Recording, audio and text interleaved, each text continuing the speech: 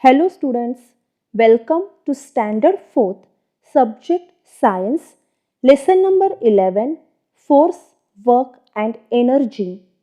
So students, in the last topic, we had learnt about two types of forces, that is gravity and friction. The force that pulls objects downwards towards the center of the earth is called gravity, and the force that is present when two things are in contact with each other is called friction. In today's topic, we are going to learn about work and machines. So let's talk about work. When we push or pull an object, it may or may not move. For example, if we push against a wall, it does not move. However, if we push a chair, it moves easily. In science, however, the word work has a very specific meaning. Work is said to be done only when the force applied on an object causes it to move through a distance. However, work is also said to be done when the force applied on the object causes a change in the shape or size of the object. So, if we are pushing against a wall and the wall does not move, that means we are not doing any work here. On the other hand, if we push a chair and the chair moves due to the force that we apply, then the work is said to be done here. Let's see another examples. When you kick a football, you are applying a force that causes it to move. This is considered as work because force is being applied to the football to make it move. Activities such as reading, sleeping, and thinking are not considered as work in science. This is because no force is being applied in these cases and no object is being moved.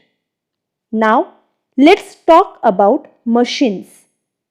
When work is difficult to do with our hands, we use tools called machines. There are machines like cars, fans, but those are complex machines. We use a number of simple machines like a pair of scissors or knife in our daily lives. So students, a simple machine is a tool that makes our work easier and faster with the use of less energy. Simple machines are those that have a simple structure. Look at some commonly used simple machines. There are 6 kinds of simple machines used by us in our daily lives: the pulley, the inclined plane, the screw, the wedge, the lever, the wheel and axle. But in this session, we will talk about lever and pulley, and rest we will learn in the next session. So let's start with lever. A lever is a simple machine that is made up of a rod resting at a point around which it moves. It is used to lift or move heavy weights, cut things, or open the lid of tin.